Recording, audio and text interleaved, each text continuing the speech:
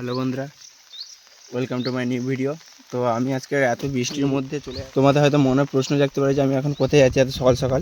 তো এত বৃষ্টির মধ্যে আমি ব্যাগ নিয়ে চলে যাচ্ছি আমার বাগানে। কালকে এসে দেখেছি যে 1-1.5 কিলো মতন শশা উঠবে, তো তাই আমি চলে যাচ্ছি। তো ওগুলো যাতে না চুরি হয়ে যায় তাই জন্য আমি চিকচিকে জড়ি দিয়ে এসেছিলাম। তো এত বৃষ্টির মধ্যে এবারে আমি তাই জন্য চলে যাচ্ছি তাড়াতাড়ি সকাল সকাল। তো এখনও তেমনভাবে সকালেও হয়নি, দেখো এই যে ব্যাগ নিয়ে চলে যাচ্ছি। তো তোমরা দেখতে থাকো, পুরো ভিডিওটা দেখতে। বর্ষার সময় গ্রামের দিকে এইরকম বর্ষাতি পরেই বের হয় সবাই। তো এরা এখন রুইতে যাচ্ছে, ওই সামনে একজন যাচ্ছে দেখো। আর থেকে প্রচুর পরিমাণে বৃষ্টি হওয়ার কারণে পুরো মাটি ভর্তি হয়ে গেছে জলে। তো যেগুলো মাটি উঁচু ছিল কিছুদিন আগে, তো সেগুলো দেখো আজকে সকালে বৃষ্টির পরে প্রচুর পরিমাণে ডুবে গেছে। চারিদিকে শুধু জল আর জল। আমি এখন বাগানে চলে এসেছি। তো তোমরা দেখো আমার বর্মা এখন শশাগুলো তুলছে। বর্মা এদিক ওদিক গাছ নেড়ে চুড়ে শুধু খুঁজেই যাচ্ছে, কিন্তু শশা পাচ্ছে না।